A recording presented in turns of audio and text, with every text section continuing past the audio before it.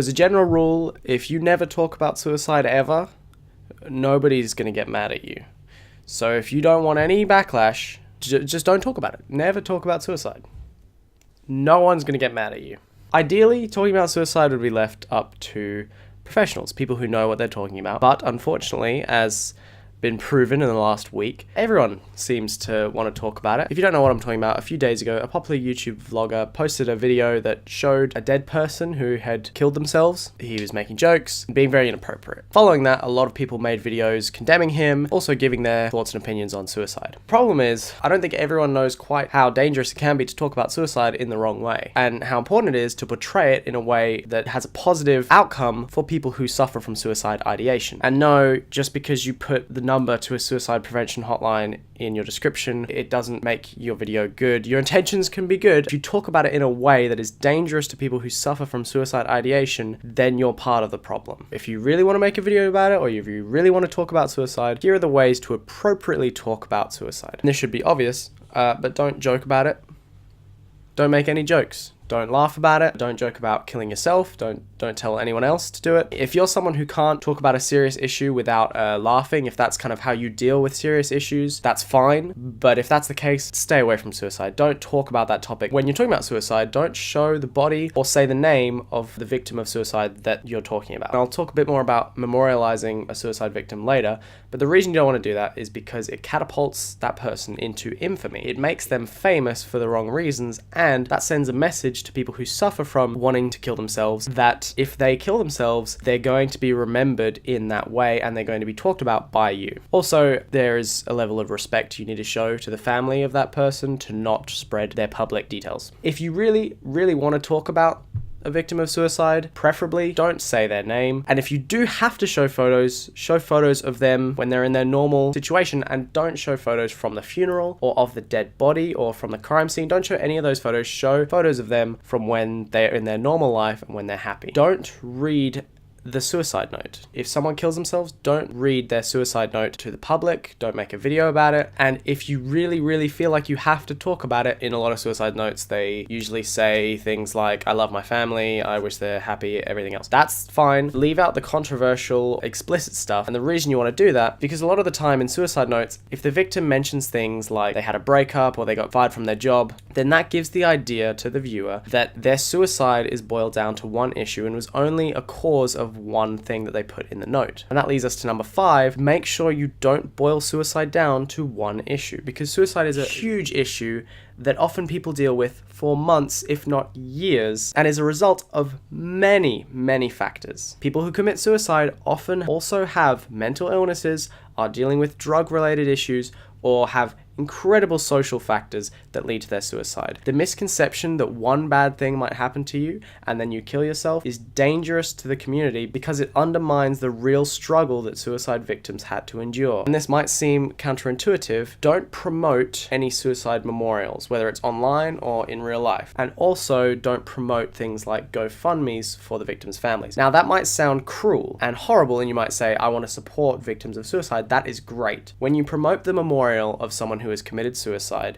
you give people who are considering suicide the message that if they kill themselves, they're going to be memorialized and catapulted into infamy and remembered by thousands, if not millions of people. And that makes them think of suicide as a viable option, something that would give them a desired outcome. A lot of the time, people who want to commit suicide don't understand the value they hold to the community. And when we show them that they're only valuable to us once they're dead, then that completely undermines the value they hold as an alive person. Donating money to suicide causes is great and it's amazing, but if you're going to do it to a suicide prevention organization, somewhere that deals in preventing suicide and not one specific case. Don't show people the location of suicide and don't tell them the methods of suicide. Now, this reason is to do with copycat suicides, because if someone sees a certain method of suicide on TV, they might think that if they kill themselves in that fashion, then they'll end up on TV as well. If someone sees someone killing themselves at a prominent location, they might also think that if they kill themselves there, they'll get recognition for killing themselves at that location. Showing methods and locations only leads to people going to those locations or using those methods to try and get notoriety, to try and have some sort of memorial in their name when they die. Don't glamorize suicide and make it out to be this dramatic, intensely emotionally sad event. So if you see a video that plays dramatic music or sad music or shows someone emphatically sad about suicide for a prolonged period of time, that can actually hurt the cause more than help it. And the reason, again, is because it gives the idea to people suffering from suicide ideation that if they kill themselves, they're going to put themselves in this situation where everyone is going to want to feel sympathy for them and sad for them. Sadness is a completely normal reaction to suicide, and I'm not saying you have to not be sad, but if you're wanting to portray something to elicit emotion, show a suicide survivor. Show people what it means to actually survive and how good it is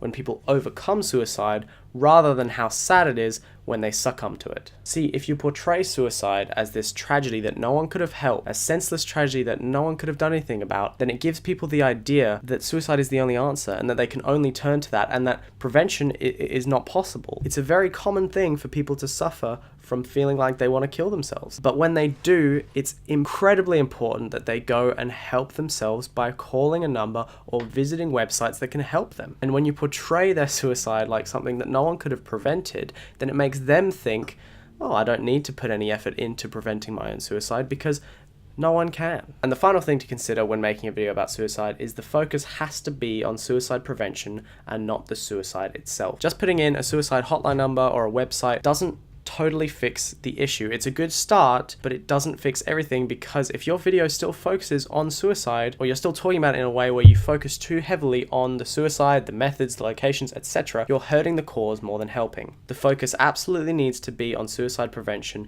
and to show that it is a preventable act, something that absolutely can and should be stopped and prevented by anyone who can. This list, by the way, was provided by Mindframe, and I'll put in the link to things that you can make sure you do to portray suicide in a positive way. I'll put links to that in the description as well. So yeah, I just wanted to make that video because, obviously I saw the video at the beginning of the week and it was horrible and terrible, with TV shows like 13 Reasons Why that I think hurt more than help. And even the people who were responding to the YouTube video at the beginning of the week talking about suicide in inappropriate ways, even though they were trying to help, it's such an important issue to get right and talk about in the right way. Some of these things on the list you might not be able to follow. If you're reporting on a suicide, sometimes you have to report where it was. That's understandable. Just try and keep all the other points in mind. And with that, I emphatically implore you not to watch things like 13 Reasons Why or videos where people read suicide notes or go to suicide locations. Don't watch those videos if you're suffering from suicide ideation, or even just don't give them the clicks in the first place, because they break a lot of these rules